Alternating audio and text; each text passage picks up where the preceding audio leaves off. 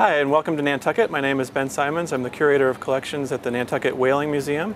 And I'm going to tell you a little bit about Nantucket history today, give you a brief overview of Nantucket.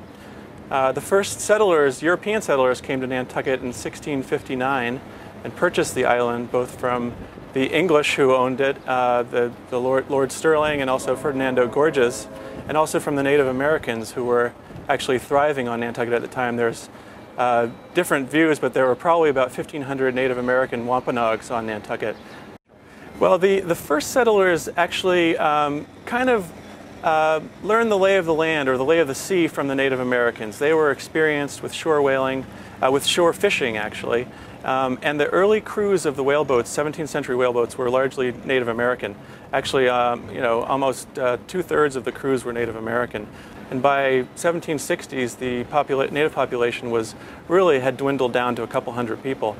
So there was a kind of a labor shortage, and at that point in Nantucket whaling history, you start to get a lot of African-American whalers, sailors, and because of the lay system, which gave everyone, at least theoretically, an equal opportunity for wages, there was some opportunity for advancement, although the officers kind of remained among the Nantucket families. They were pretty tight-knit.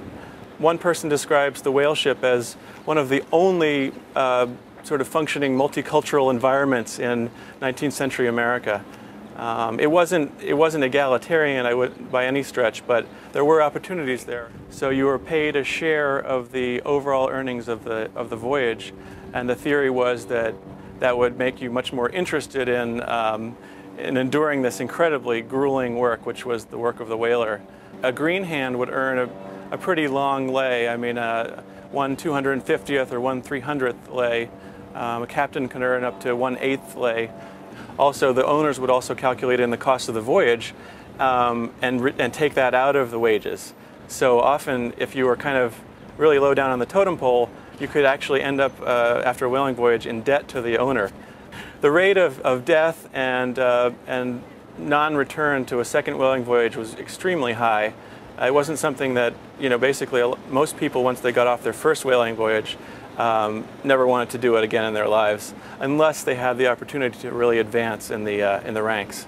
It was at least over 200 vessels at its peak, and Nantucket really peaked in the post-War of 1812 period. That's what we call the Golden Age. And the fleet just expanded. The Pacific was relatively new whaling ground, so they were just plucking sperm whales out of the water there, and they'd return with these fabulous, their hulls full of bountiful sperm oil, and that made a lot of people extremely wealthy and built up Nantucket town. It's one of the most internationally connected places in American history because the waters were the highways of the world, and Nantucket was one of the most connected places on those highways. Well, thank you for your time, and thanks for stopping by and talking to us here at Living Places. Great, my pleasure. Come out to Nantucket to see us.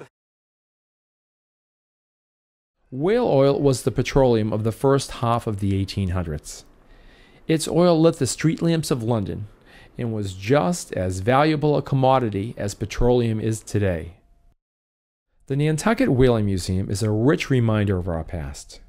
Gosnell Hall, the largest of the galleries, houses the skeleton of a 46-foot sperm whale. While impressive, it's hard to believe that this was a juvenile whale. In the museum, there is the jawbone of a sperm whale, which is 18 feet in length. If the jawbone makes up 20 to 25% of the whale's overall length, then this whale would have been 90 feet long with a total weight of around 150 tons, or twice the size of the whale displayed. That would indeed be a leviathan.